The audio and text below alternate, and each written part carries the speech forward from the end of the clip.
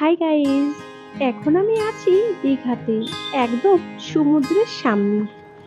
আজ আমি তোমাদেরকে কম বাজেটের মধ্যে সুন্দর একটি হোটেলের রুম দেখাবো, সমুদ্র থেকে কিছুটা দূরে। তোমরা যদি কেউ একদমই সমুদ্রের সামনে একটু বেশি বাজেটের মধ্যে হোটেল নিতে চাও, তাহলে আমার আরও একটি হোটেলের ভিডিও আছে একদমই সমুদ্রের কাছে। হোটেলের রুমগুলো খুবই সুন্দর, তোমরা চাইলে ওই ভিডিওটিও একটু দেখতে পারো। তো গাইস, এবার চলো আজকের হোটেলের রুমগুলি তোমাদেরকে দেখাই। এই যে বেডটি দেখছো, এই বেডটি কিন্তু অনেকটাই বড়। তিনজন বড় আর একজন ছোট বাচ্চা ভালোভাবেই কিন্তু এখানে শুতে পারবে। ফ্যানের স্পিডটা তো তোমরা দেখতেই পাচ্ছ। এছাড়াও এই রুমটি ভীষণ ঠান্ডা।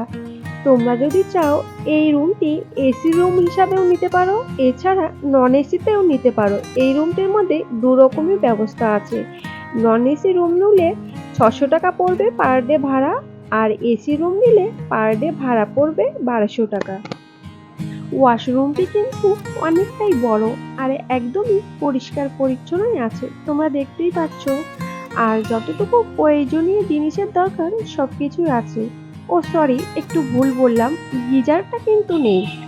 এখানে 24 ঘন্টাই জলের ব্যবস্থা আছে, জলের জন্য কোনো অসুবিধা হবে না।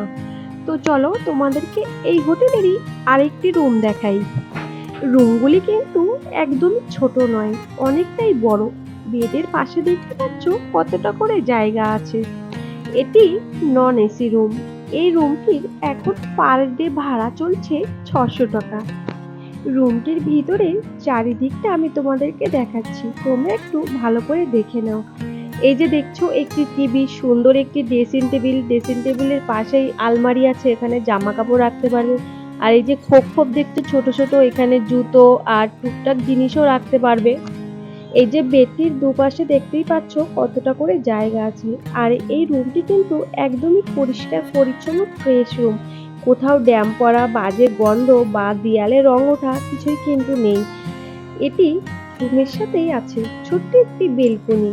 তো চলো এবার একটু ওয়াশরুমটা দেখাই। এই ওয়াশরুমটিও একদমই সেম সেম আছে।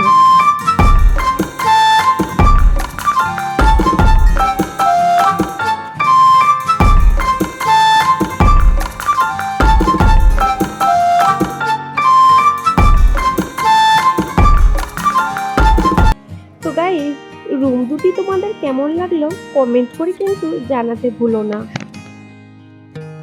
তোমাদেরকে এখন আমি এই হোটেলটিরই রুম দেখালাম। এই হোটেলটি একদমই রাস্তার পাশে। এই হোটেলের সামনেই এই রাস্তাটি, এই রাস্তাটি দিয়ে অল্প একটু এগিয়ে এলেই এই যে এই রাস্তাটি পড়ছে।